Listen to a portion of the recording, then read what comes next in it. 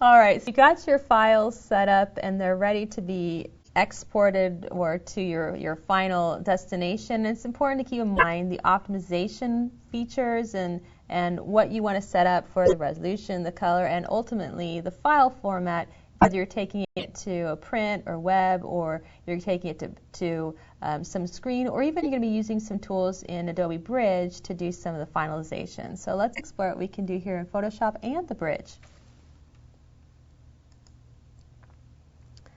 Actually, I'm going to take a look here at my chart, and just remember that this is not the end-all be-all, but it's a good rule of thumb of some ideas when you're having an image that's going to go to web or screen. There's certain file formats that you're going to want to use, and JPEG is probably the most common for Photoshop because JPEGs are great for photos. In fact, the P in JPEG stands for photographer. It's actually Joint Photographers Expert Group. But when I think of P, I think P photo, and that helps me keep in mind it's for photos, it's for digital images. Now you can also use in web elements ping files and GIFs, and there's even some others that are supported. Ping files would be appropriate for digital photos and drawings and things like that, but they tend to be a little bit higher, larger file size than your JPEGs. And GIF files are also appropriate, but they tend to be better for something like a vector-based graphic where you have flat images, as opposed to photos, which have a lot of colors and differences in those, and color variations, and not just one flat color.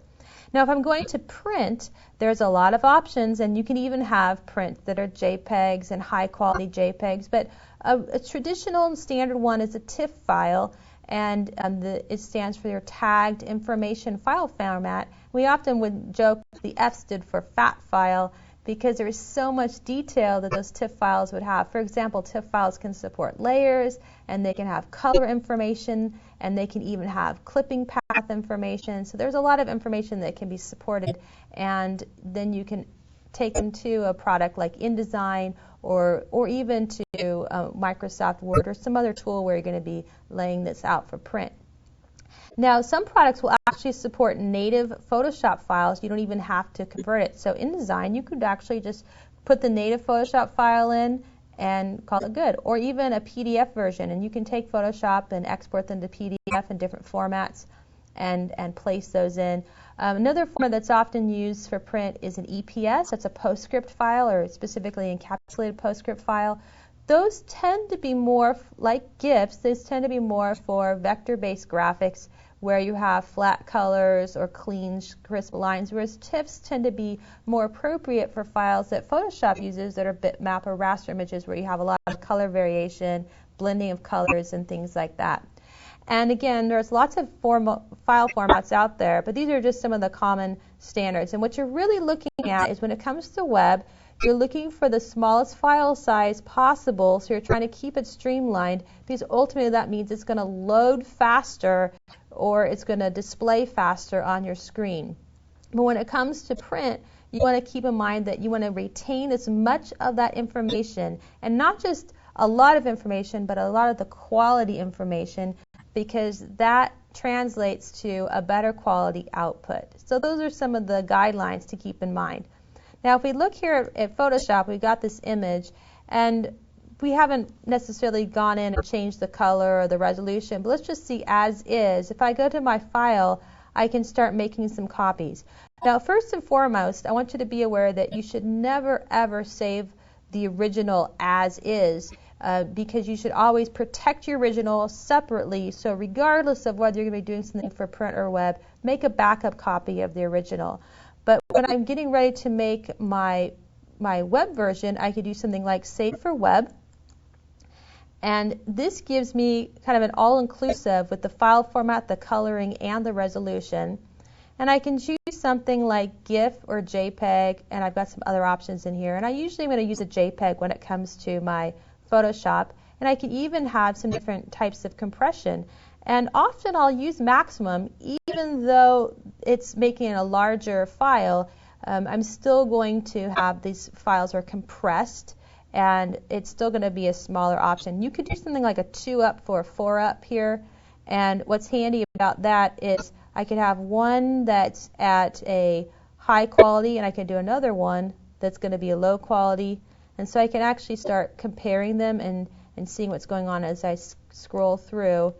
And comparing my low quality, my high, I can see a little bit of the artifacting, and I'm not sure if you can see it quite on your screen, but if you were to try this with Photoshop back at your office or your home, you would start to see there's definitely a quality issue between the maximum and the low. One of the things about this tool too is it's letting me change the settings, so there's some options in here. You can see the quality and the blur. And that just affects how it's being rendered. I'm trying to scroll here, trying to get my mouse on that scroller, and it's giving me a little bit of a trick. So as I'm looking at the bottom, there's some elements with the image size, and it automatically is going to convert it to an RGB format if it weren't already. And it's going to give me some options for the resolution as well. And when I click on save, it's actually not going to just save over it. It's going to let me do a save as.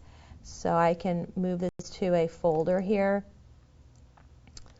and I'll go into this folder right there, and I'll call it Wheelbarrow Web.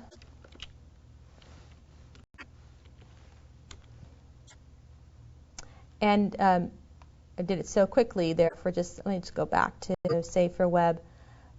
Just so you know, one of those items had a box around it, and that's the one when I actually saved it got chosen. So you can see how, depending on what I click on, there's an outline, and that will determine what gets saved. Let's just go here. Let's do the one for the low. And I'll call this Wheelbarrow Web 02. One thing that's interesting too is that there's no spaces, and so Photoshop is adding in some information to keep it handy, because some servers don't support spaces. Okay, and if I go over here to Bridge and I'm going to open up that file, I've got the two items, the 1 and the 2, and the high. This was the first one we did, which was on the high or the maximum. It's at the 72. It's RGB.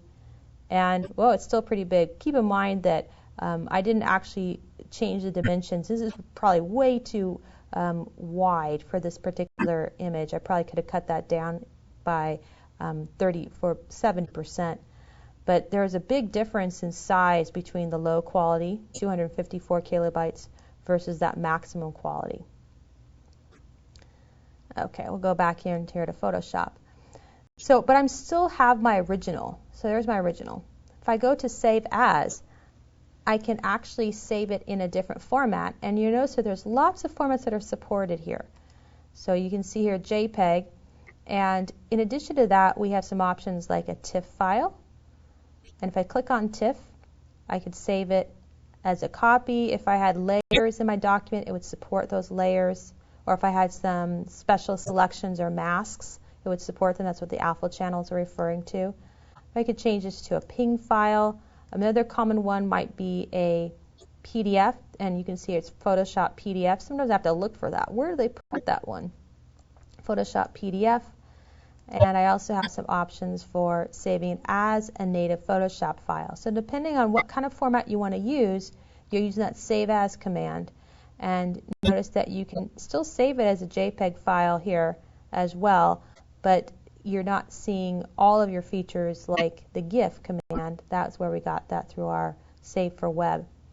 So I'm going to go ahead and choose a TIFF file, and I'll call that Wheelbarrow. I'll just remove these numbers. And I'm going to go and move that into my folder, my X projects, move that in there. Interesting, the other files aren't showing up because those other files were JPEG files. So I would only see here items that were TIFF files. I'm not going to see items of different file types. Go ahead and save. I get a few extra options because of how I'm saving it. Do I want to use some compression? And depending on some of the features, if I'm going to be using transparency or and such. But I'll go ahead and use the default, so click on OK. And that gives you some options for saving it for print. Now, if I were going to be saving it as a JPEG here, let's do File Save As. And I'm going to save this as a JPEG. And I'll just call it Wheelbarrow JPEG, Save As. I'm actually getting some settings in here, which is a little bit different from when we did the file save for web. But these settings are essentially, did you want to do a maximum, low, medium, high?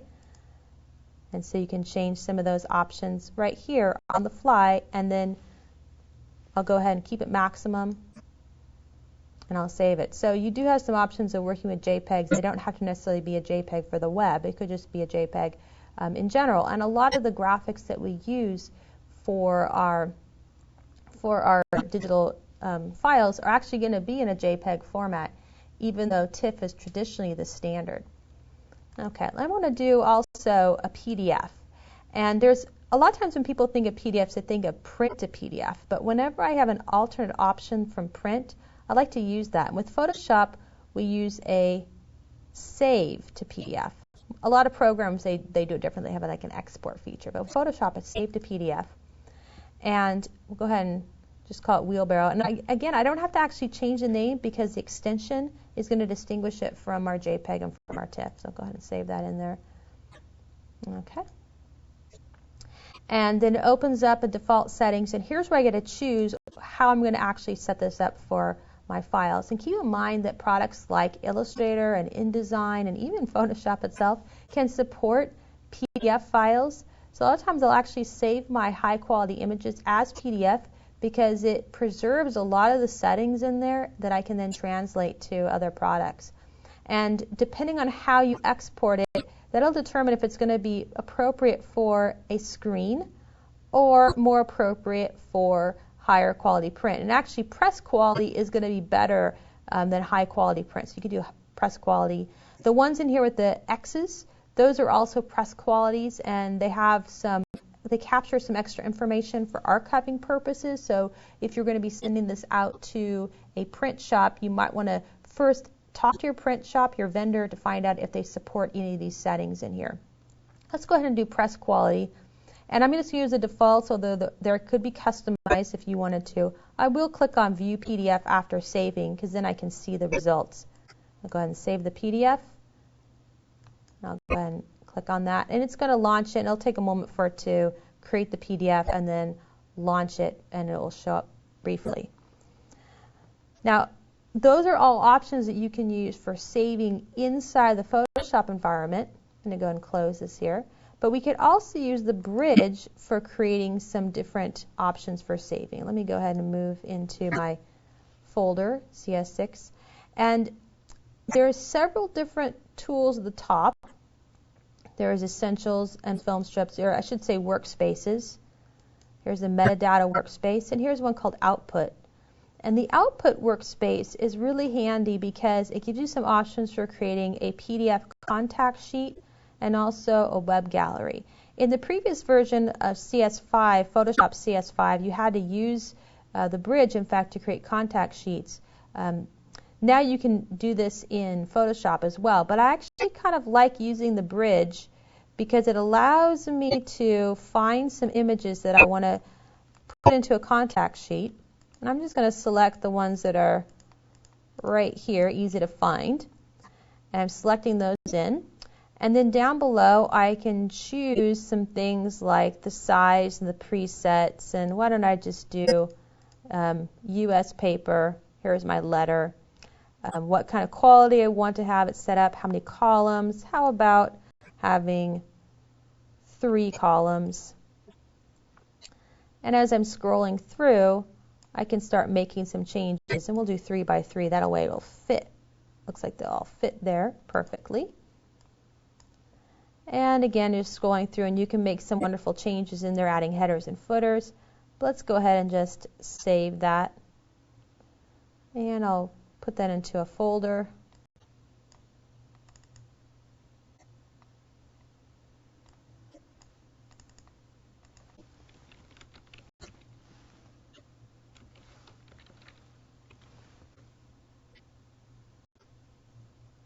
And there it goes. Let's see if we can find that one. If we go ahead and change back to our Essentials. Open up our X projects. There's our contact sheet. It says a PDF file. but it created, pretty nice, it created a version of each of those, and we can have those set up easily on our screen as well. Yes. Also, if we go to our CS6 files in here, and we go to our output workspace, let me go ahead and click on that, give it a moment to set up. There we go. In addition to doing a PDF contact sheet, the bridge makes it really easy to do a web gallery. So after you've used Photoshop to make your pictures look really nice, then you could create a web gallery version of it. And there's quite a few options in here. Let me make sure I click on web gallery first. There's still quite a few options that we could use. How about a slideshow? And I'll just use the default settings in here, although each of these different templates have their own settings. We'll go ahead and save that. Oops, I forgot to put in a location.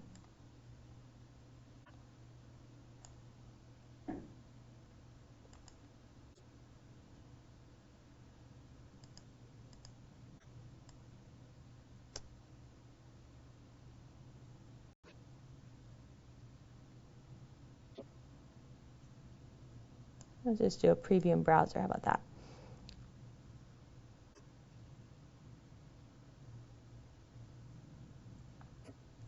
It's actually using some flash technology to create this effect. And I can go down to the bottom and cycle through. And so depending on the templates that you used, you can create some different effects. But that's the kind of thing that's very easy to do, and now you can make your photos really stand out with these different elements. All right, well now it's time for a pop quiz. Which workspace in Adobe Bridge helps you create contact sheets? A, Essentials, B, Film Strip, C, Metadata, D, Output.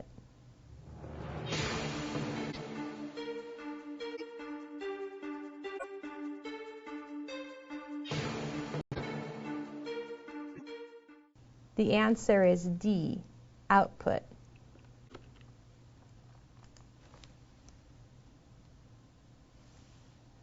When you get ready to export your documents or save them for the web, you can take advantage of the many Save As features, the Save for Web command, or even use the bridge to create some contact sheets or a web gallery.